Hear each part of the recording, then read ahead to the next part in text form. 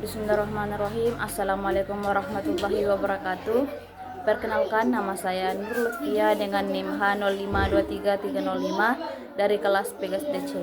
Di sini saya membuat video untuk memenuhi tugas mata kuliah Kepemimpinan Pendidikan. Jadi saya akan menganalisis gaya kepemimpinan Baharudin Yusuf Habibie, Presiden ketiga Indonesia yang dikenal karena pendekatan inovatif, visi jauh ke depan, dan keteguhan hati dan menghadapi tantangan besar. Nah, adapun latar belakang dan konteks kepemimpinan Habibie pada tahun 1998 sampai 1999. Baharudin Yusuf Habibie mengambil alih kepemimpinan Indonesia pada periode yang sangat krusial pasca reformasi 1998.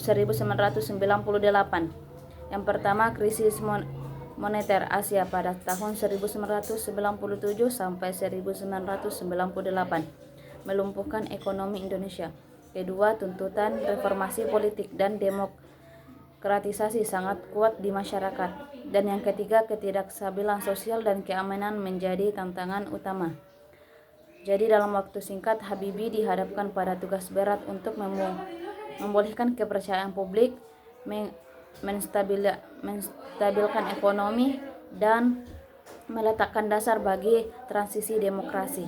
Adapun pilar-pilar utama gaya kepemimpinan Habibie: visi inovasi dan pengambilan risiko. Yang pertama, visi teknokratis dan inovasi. Habibie percaya pada kekuatan ilmu, pengetahuan, dan teknologi sebagai motor kemajuan bangsa. Ia mendorong pengembangan industri strategi. Dan yang kedua, transparansi dan akuntabilitas. Meskipun singkat, pemerintahannya dikenal memulai langkah-langkah penting menuju transparansi dan akuntabilitas dalam tata kelola pemerintah. Dan yang ketiga, keberanian mengambil resiko. Keputusan-keputusan besar seperti referendum Timur dan liberalisasikan politik menunjukkan keberaniannya dalam mengambil resiko demi kemaslahatan bangsa. Jadi gaya kepemimpinan Habibie mengedepankan solusi berbasis ilmu, pengetahuan, dan keberanian dalam membuat keputusan yang tidak populer namun penting. Nah, adapun dampak dan warisan kepemimpinan Habibie di era transisi. Yang pertama, reformasi politik. Pencabutan undang-undang subversif, kebebasan pers, dan menyelenggarakan pemilu demokratis 1999 adalah pilar penting warisannya. Yang kedua,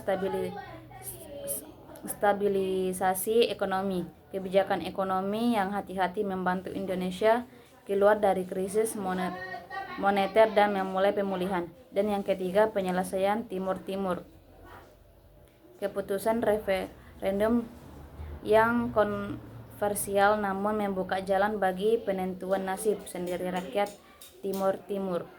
Meskipun masa jabatannya singkat, keputusan strategi Habibie meletakkan fondasi kuat bagi Indonesia modern yang lebih demokratis dan stabil. Nah, pelajaran dari gaya kepemimpinan Baharudin Yusuf Habibie untuk masa depan. Gaya kepemimpinan Habibie menawarkan inspirasi berharga, terutama dalam menghadapi masa penuh ketidakpastian. Yang pertama, visi jauh ke depan.